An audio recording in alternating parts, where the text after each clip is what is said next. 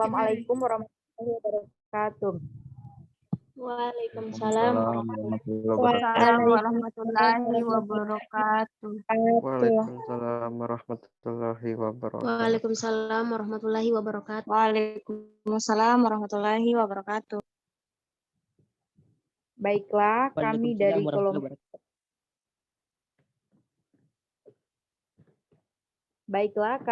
kelompok 10 akan mempresentasikan hasil diskusi dari kelompok kami dengan materi yang berjudul persekutuan likuidasi. Perkenalkan, saya atas nama Asmeri sebagai moderator dan pembaca materi kedua. Dan juga teman saya Vina Nur Damayanti sebagai pemateri pertama, ada Irmawati sebagai pemateri ketiga. Kepada Vina Nur Damayanti, saya persilahkan untuk membaca materi pertama. Disosiasi, pembubaran, terminasi, dan likuidasi persekutuan. Pengunduran diri atau disosiasi, dissociation. Pengunduran diri atau disosiasi, dissociation adalah konsep hukum mengenai pengunduran diri sekutu karena yang pertama, sekutu meninggal, dua, sekutu secara sukarela mengundurkan diri, misalnya karena pensiun, yang ketiga, keputusan pengadilan. B. Pembubaran atau dissolution. Pembubaran merupakan pengakhiran sekutu. Kejadian-kejadian yang dapat menyebabkan pembubaran dan terminasi bisnis persekutuan adalah sebagai berikut. 1. Dalam persekutuan sewaktu-waktu seorang sekutu dapat mengeluarkan pemberitahuan mengenai pengunduran diri dari persekutuan. 2. Para persekutuan yang didirikan dengan batas waktu dan tujuan tertentu. 3. Suatu peristiwa yang merupakan pelanggaran hukum jika diterapkan pada bagian penting suatu kemitraan bisnis. 4. Adanya keputusan pengadilan. C. Terminasi, winding up, dan likuidasi, liquidation. Terminasi dan likuidasi persekutuan dimulai setelah pembubaran persekutuan. Persekutuan tetap beroperasi untuk tujuan khusus, yaitu penyelesaian proses penghentian bisnis. Proses terminasi mencakupi transaksi-transaksi yang diperlukan untuk melikuidasi persekutuan, seperti misalnya penagihan piutang, termasuk piutang sekutu, konversi aset non-kas menjadi kas, pembayaran kewajiban persekutuan, dan distribusi saldo neto yang tersisa kepada sekutu dalam bentuk kas sesuai proporsi kepentingan modal. Jika perjanjian persekutuan tidak memberikan rasio likuidasi khusus, maka laba atau rugi yang terjadi selama proses likuidasi didistribusikan berdasarkan rasio laba dan rugi normal yang biasa digunakan selama operasi persekutuan. D. Laporan realisasi dan likuidasi persekutuan. Untuk mengarahkan dan meringkas proses likuidasi persekutuan, sebuah laporan realisasi dan likuidasi persekutuan atau Statement of Partnership, Relation, and Liquidation harus disiapkan. Laporan ini, yang biasa disebut dengan laporan likuidasi, adalah dasar pembuatan ayat jurnal untuk mencatat likuidasi. Laporan ini menyajikan pengaruh likuidasi terhadap akun-akun laporan posisi keuangan persekutuan dalam bentuk kertas kerja. Laporan menunjukkan konversi aset menjadi kas, alokasi keuntungan atau kerugian kepada para sekutu, distribusi kas kepada para kreditor dan sekutu. Saya kembalikan kepada moderator. Baik, saya akan melanjutkan materi kedua. B. Likuidasi lump sum. Likuidasi lump sum atau lump sum liquidation merupakan suatu proses likuidasi di mana seluruh aset dikonversikan menjadi kas dalam waktu yang sangat pendek. Kreditor dibayar dan pembayaran tunggal secara lump sum dilakukan kepada sekutu atas kepentingan modalnya. A. Realisasi aset. B. Beban likuidasi. C. Likuidasi bertahap. Likuidasi bertahap merupakan likuidasi yang secara umum memerlukan beberapa bulan dalam menyelesaikannya dan mencakup pembayaran periodik atau cicilan bertahap kepada para sekutu selama periode likuidasi. Kebanyakan likuidasi dilakukan dalam periode yang diperpanjang dengan tujuan memperoleh jumlah realisasi aset yang sebesar mungkin. D. Pertimbangan tambahan. Inkorporasi persekutuan. Seiring dengan persekutuan yang terus berkembang, maka para sekutu dapat memutuskan untuk menginkorporasikan atau meleburkan usaha untuk memiliki akses pendanaan ekuitas tambahan, membatasi tanggung jawab pribadi, mendapatkan keuntungan pajak tertentu, atau untuk mencapai tujuan usaha lain yang lebih kuat.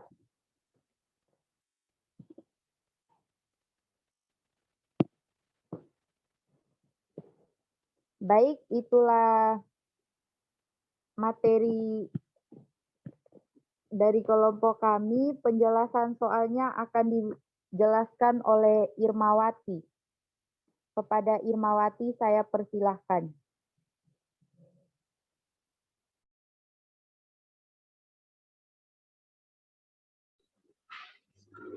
Bisa ditampilkan Excel-nya.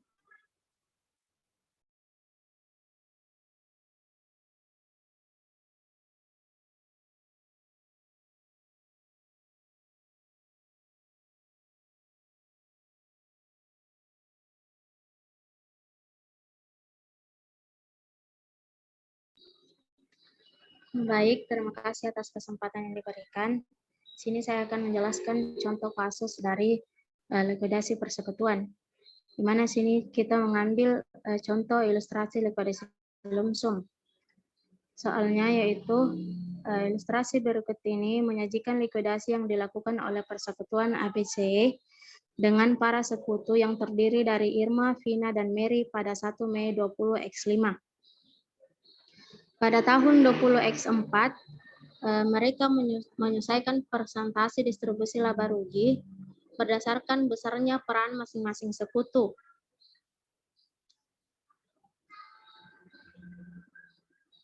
Hasil penyelesaian distribusi laba rugi tersebut adalah Irma sebesar 40%, Vina sebesar 40%, dan Mary sebesar 20%. Ringkasan neraca saldo perusahaan pada tanggal 1 Mei 20X5 pada saat para sekutu memutuskan untuk melikuidasi usaha adalah sebagai berikut. Pada kas sebesar 15 juta rupiah, aset non-kas sebesar 95 juta rupiah, pada liabilitas sebesar 45 juta rupiah, modal Irma sebesar 36 juta rupiah, modal Vina sebesar 13 juta rupiah, dan modal Mary sebesar 16 juta rupiah. Total dari neraca saldonya yaitu sebesar 110 juta rupiah. Aset non-kas yang dijual dengan harga 85 juta rupiah dan pada tanggal 1 Mei 20X5 dengan kerugian sebesar 10 juta rupiah. Kreditor persekutuan dibayar sebesar 45 juta rupiah pada tanggal 20 Mei dan sisa kas sebesar 55 juta rupiah didistribusikan kepada para sekutu pada tanggal 30 Mei 20X5. Baik, yang pertama kita melaporkan realisasi dan likuidasi persekutuan. Di mana yang pertama yaitu saldo sebelum likuidasi pada 1 Mei. Untuk kas kita ambil dari neraca saldo sebesar 15 juta rupiah. Dan aset non-kas sebesar 95 juta rupiah. Dan liabilitas sebesar 45 juta rupiah. Situ minus karena dia berada di kredit. Kemudian untuk modal Irma juga sebesar 36 juta rupiah.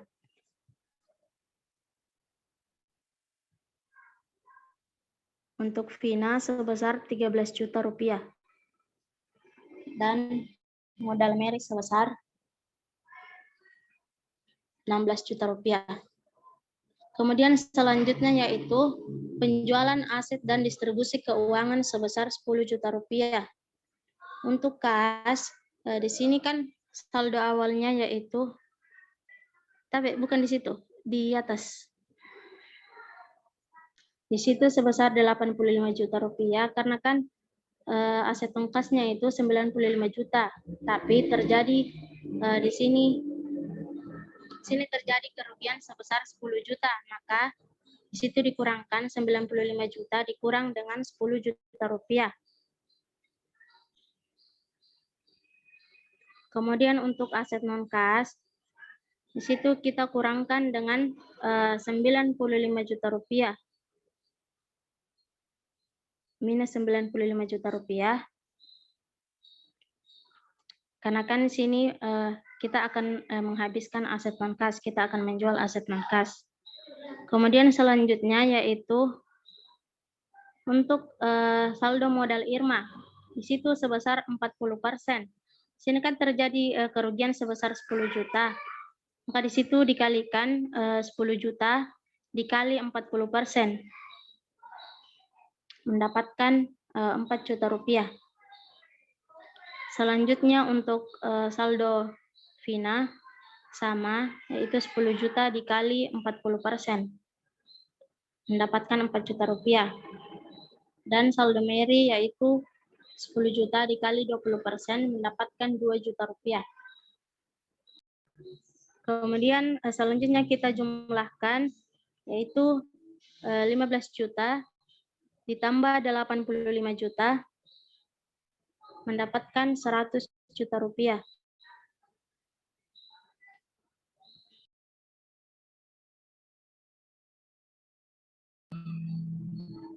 Selanjutnya di sini aset non kas habis karena tadi terjadi penjualan, jadi 95 juta ditambah 95 juta mendapatkan 0 rupiah. Kemudian untuk liabilitas kita turunkan sebesar minus 45 juta rupiah. Kemudian untuk modal Irma di sini minus 36 juta ditambah 4 juta rupiah mendapatkan 32 juta rupiah.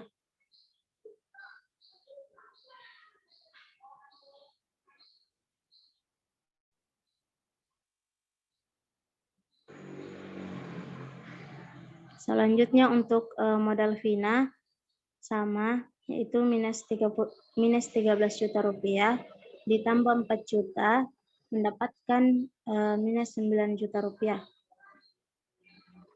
Kemudian untuk Mary sama juga minus 16 juta ditambah 2 juta rupiah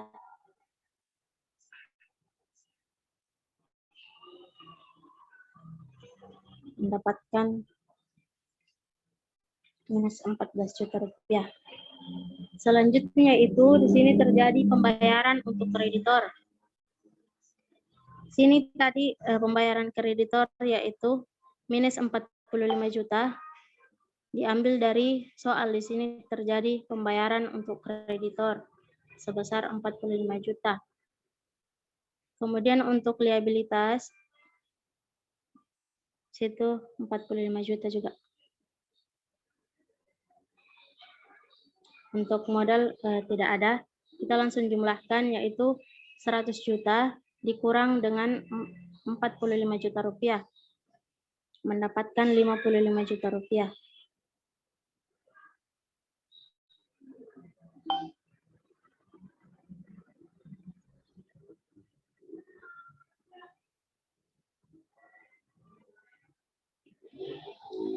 Selanjutnya aset non kas itu 0 rupiah dan liabilitas di sini habis karena terjadi pembayaran. Jadi kita di sini akan menghabiskan untuk liabilitas. Selanjutnya itu untuk modal kita langsung turunkan yang minus 32 juta dan minus 9 juta untuk Vina dan minus 14 juta untuk Mary. Selanjutnya yaitu pembayaran lumsum kepada sekutu. Sini untuk pembayaran. Di sini kan untuk pembagian. Di sini kan kita akan menghabiskan saldo yang ada untuk dibagikan kepada para sekutu. Jadi di sini 55 juta kita kurangkan dengan 55 juta juga. Kemudian untuk aset non kas sudah habis dan liabilitas juga sudah habis. Kemudian untuk modal Irma di sini minus 32 juta, jadi kita tambahkan 32 juta. Begitupun dengan Vina ditambahkan juga sebesar 9 juta. Kemudian untuk Mary sama-sama juga dikurangkan sebesar 14 juta rupiah. Kemudian untuk saldo pasca likuidasinya di sini sudah mendapatkan sama-sama 0 rupiah karena sudah sekutu ini akan dibubarkan, jadi di sini mendapatkan semuanya 0 rupiah karena sudah dibagikan kepada para sekutu.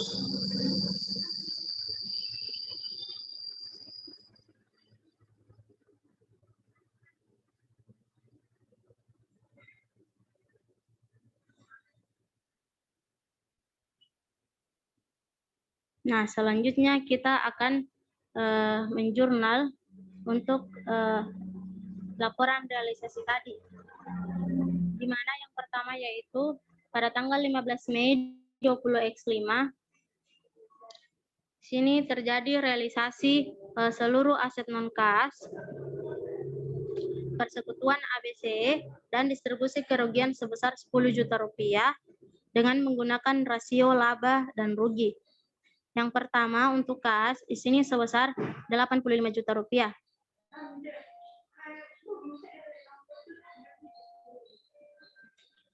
Kemudian untuk modal Irma di sini sebesar 4 juta rupiah, diambil dari tadi setelah 10 juta rupiah dikali 40%, dapatkan 4 juta rupiah. Kemudian untuk modal Vina sama juga sebesar 4 juta rupiah, diambil dari tadi 10 juta dikali 40%. Dan untuk Mary sebesar 2 juta rupiah. Kemudian pada sisi kredit ada aset non kas, sini sebesar 95 juta rupiah.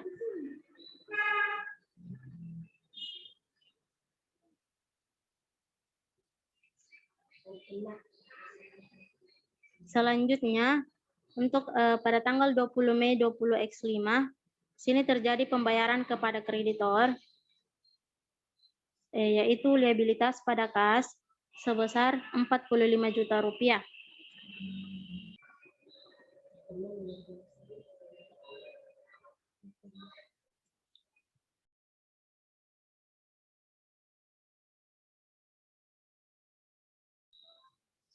Nah, selanjutnya yaitu pada tanggal 30 Mei 20X5 terjadi pembayaran lumsum kepada para sekutu, yaitu modal Irma sebesar 32 juta rupiah. Itu diambil dari setelah pengurangan. Kemudian untuk modal Vina, sini sebesar 9 juta rupiah.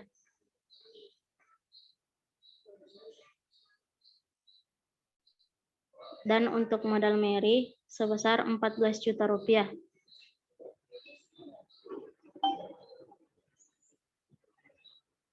Selanjutnya ada pada sisi kredit yaitu kas, sini sebesar 55 juta rupiah.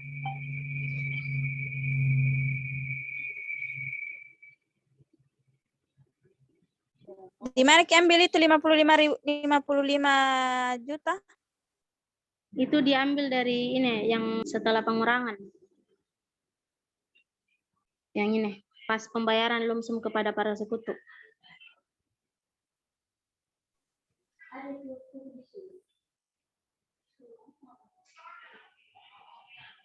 Nah, bagaimana teman-teman? Masih ada? Masih ada yang tidak mengerti?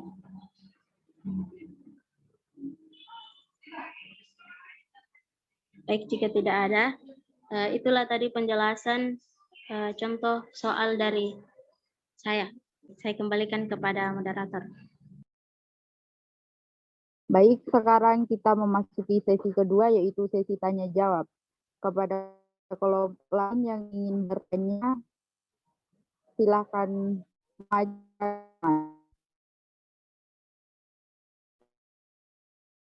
Izin bertanya moderator. Atas nama siapa? Atas nama Ika. Iya, kepada Ika dipersilahkan. Baik, terima kasih atas kesempatan ini diberikan kepada saya. Saya perwakilan dari kelompok 8 ingin bertanya, yaitu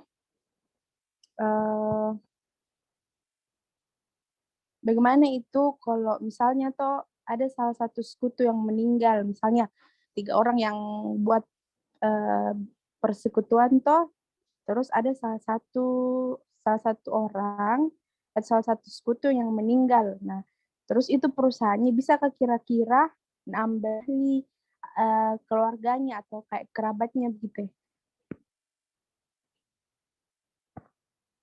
Baik, terima kasih. Tapi bisa juga tolong diketik di room chat. Oh iya, oke. Apakah masih ada yang ingin bertanya? Izin bertanya moderator. Iya, silakan. Baik, terima kasih atas kesempatan yang telah diberikan. Di sini saya mau bertanya, kan tadi telah dijelaskan mengenai likuidasi lump sum dan likuidasi bertahap. Nah, pertanyaan saya itu, kapan kedua likuidasi ini digunakan? Apakah sudah ditentukan sejak perjanjian awal mengenai likuidasi apa yang akan digunakan atau bagaimana? Maaf, habis waktunya tadi, makanya keluar. Kepada kelompok lain, apakah masih ada yang mau bertanya? Izin tanya, moderator. Iya, dipersilakan. Baik. Perkenalkan, nama saya Ayu Fitriani Deka dari kelompok 1. Jadi, dengar di suaraku? Saya terdengar. Jadi pertanyaan saya yaitu bagaimana jika di dalam persekutuan terjadi piutang dan utang dan tiba-tiba terjadi, apakah piutang tersebut terhitung dan dapat dikembalikan dan utang tersebut harus tekan, ataukah kas mereka yang menjadi acuan untuk pengambilan dan pembayaran atas utang dan piutang yang telah dilakukan? Terima kasih. Baik, terima kasih atas pertanyaannya. Semua pertanyaan akan kami jawab dalam beberapa menit lagi. Terima kasih. Tapi bukan kas, tapi modal awal. Oh iya.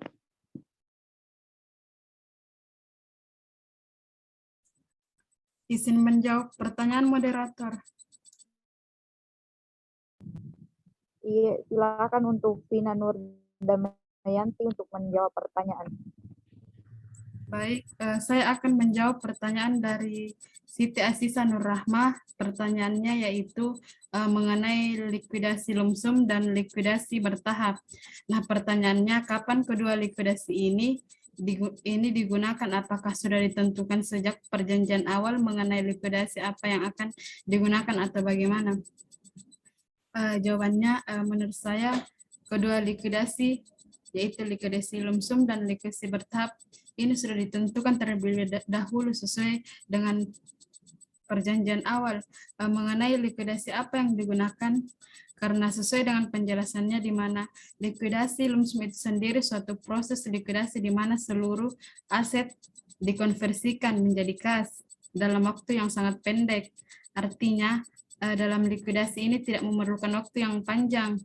Sedangkan untuk likuidasi bertahap memerlukan waktu yang lumayan lama karena memerlukan beberapa bulan dalam menyelesaikan dan mencakup pembayaran periodik. Itulah sebabnya dalam memilih likuidasi ditentukan terlebih dahulu yang mana yang akan digunakan.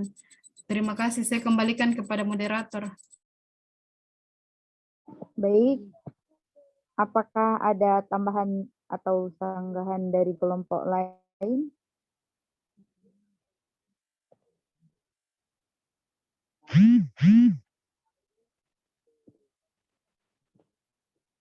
Baik, jika tidak ada, saya kembalikan kepada penanya. Tapi bisa diulangi karena putus-putus suaranya tadi.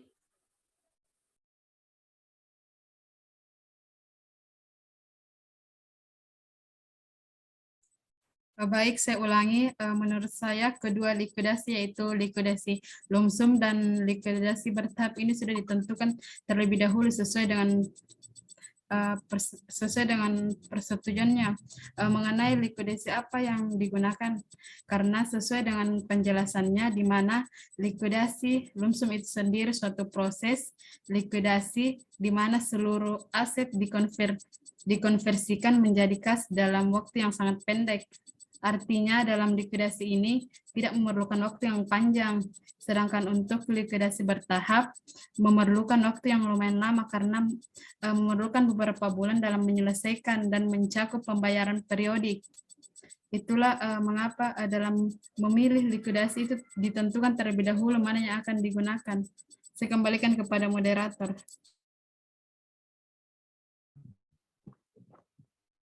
Baik, kepada penanya, apakah jawabannya sudah diterima atau tidak? Baik, terima kasih atas jawabannya. Saya kembalikan kepada moderator. Ya, terima kasih. Selanjutnya, pertanyaan dari Ika Friska akan dijawab oleh teman saya, yaitu Irmawati. Kepada Irmawati, saya persilahkan. Baik, terima kasih atas kesempatannya. Tadi pertanyaannya yaitu untuk bagian pengunduran diri yang menyatakan bahwa pengunduran diri adalah konsep hukum mengenai sekutu karena sekutu meninggal. Nah, pertanyaan saya, kalau misalnya ada salah satu sekutu yang meninggal, terus itu nanti perusahaan yang sudah disekutukan, apakah diwariskan atau diambil alih oleh keluarganya yang lain? Baik, jawabannya yaitu jika salah satu dari para sekutu ada yang meninggal, tergantung dari perjanjian awalnya, apakah perjanjian awalnya itu sudah diwariskan kepada keluarganya atau tidak. Kalaupun kalau tidak diwariskan, bisa diambil dari sekutu lainnya. Kemudian untuk kematian salah seorang sekutu dapat tidak berakibat pada bubar persekutuan perdata jika di perjanjian bahwa dengan meninggalnya salah seorang sekutu mengakibatkan persekutuan bubar. Persekutuan dilanjutkan oleh ahli waris atau oleh sekutu yang ada. Seperti yang disebutkan dalam pasal 1651 ke 1651 ayat 1 KUH Perdata. Dalam pasal ini disebutkan bahwa dalam hal ahli waris tidak memiliki hak lebih daripada atas pembagian persekutuan menurut keadaannya ketika meninggalnya sekutu, tetapi ia mendapat bagian dari keuntungan serta turut memikul kerugian yang merupakan akibat-akibat mutlak dari perbuatan-perbuatan yang terjadi sebelum sekutu meninggal dunia. Baik, itu jawaban dari saya kembalikan kepada moderator. Apakah ada sanggahan dari kelompok lain?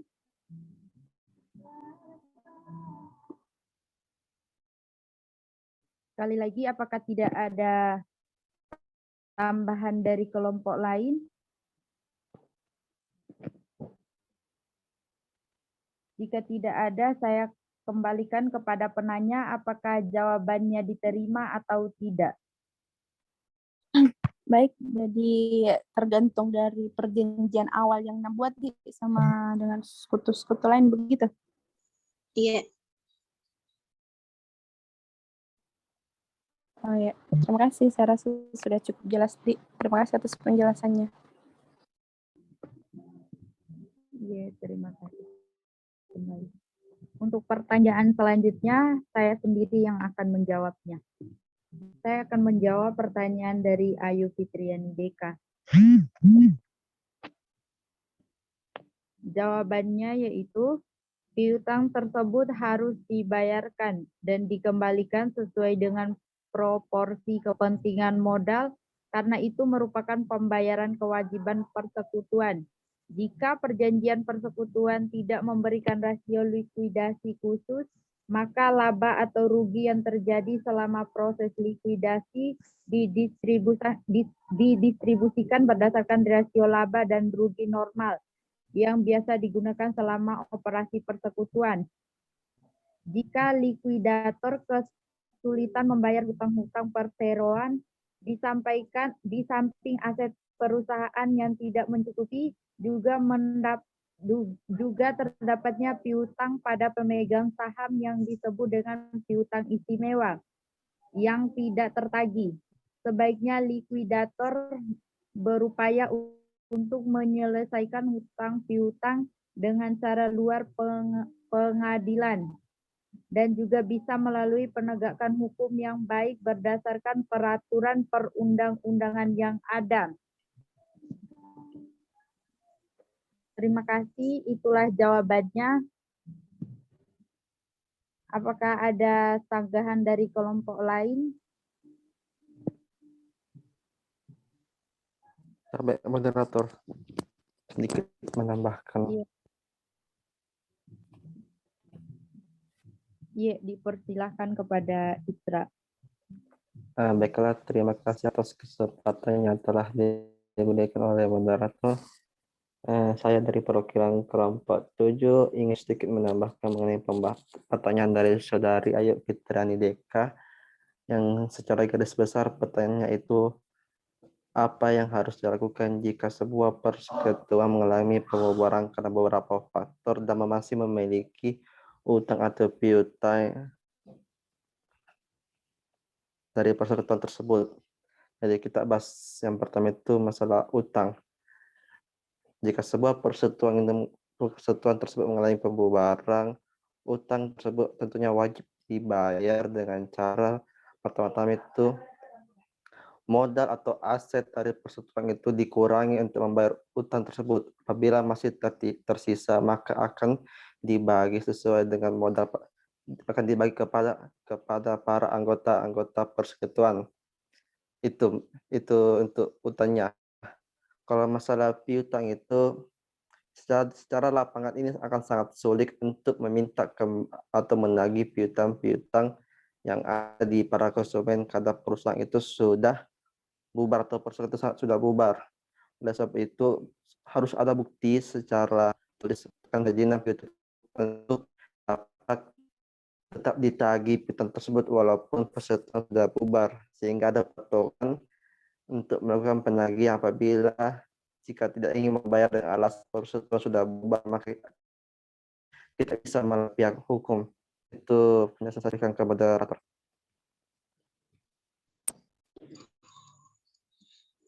Baik, sini saya akan mengambil alih untuk moderator karena teman saya sedang jelek jaringannya. Baik, terima kasih atas dari seorang Isra. Saya kembalikan kepada penanya, apakah masih ada tanggapan atau diterima? Baik, terima kasih atas jawaban dari saudari Asmeri dan saudara Isra. Saya terima.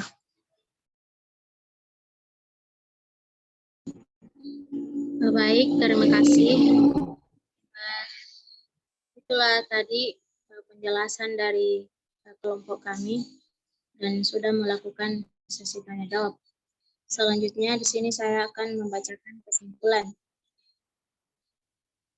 Kesimpulannya yaitu Proses terminasi dan likuidasi sebuah persekutuan seringkali menimbulkan trauma bagi para sekutunya.